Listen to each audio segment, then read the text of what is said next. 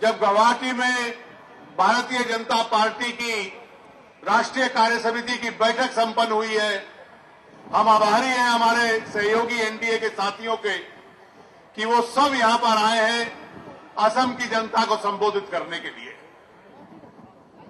अक्सर ऐसा माहौल तो चुनाव के दिनों में होता है, लेकिन आज पूरे देश की हम परिस्थिति देखें तो देश की तमाम जनता की चिंताएं बढ़ती चली जा रही हैं।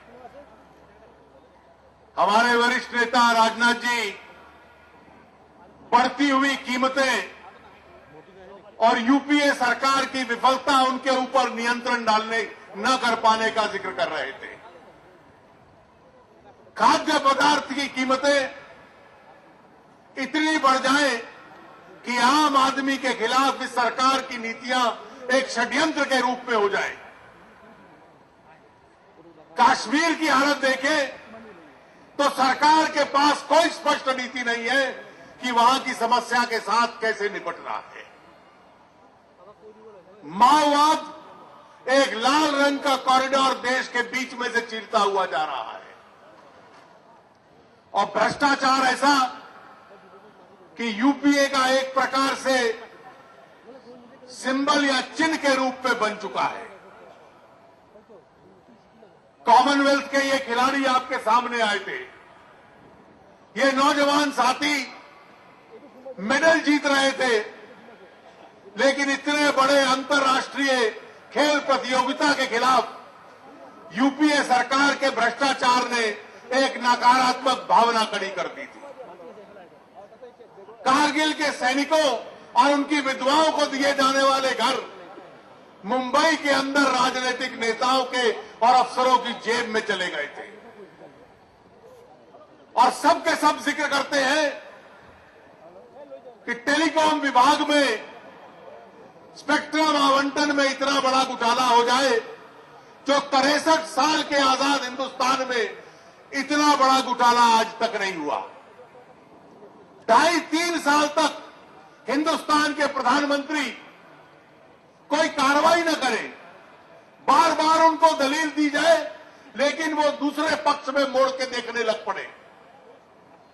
और अब इतिहास का ये चक्र था कि 23 वर्ष तक बोफोर्स की सच्चाई के ऊपर कांग्रेस यूपीए और कांग्रेस पार्टी का जो प्रथम परिवार है वो पर्दा डालने का प्रयास करता रहा, लेकिन सच्चाई एक टैक्स ट्राइब्यूनल के फैसले से पिछले सप्ताह उभर कर सामने आ गई। ये साबित हो गया कि जिन लोगों ने रिश्वतें और कमीशन ली हैं देश की सुरक्षा करने वाली बंदूकों के खरीदने में आज से 25 साल पहले, और 23 साल तक कांग्रेस पार्टी का समस्त नेतृत्व उसको कवर अप करता रहा, उसके ऊपर पर्दा डालता रहा। आज मित्रों ये परिस्थिति है कि पूरे देश में इस बढ़ते हुए भ्रष्टाचार को लेकर चिंता है।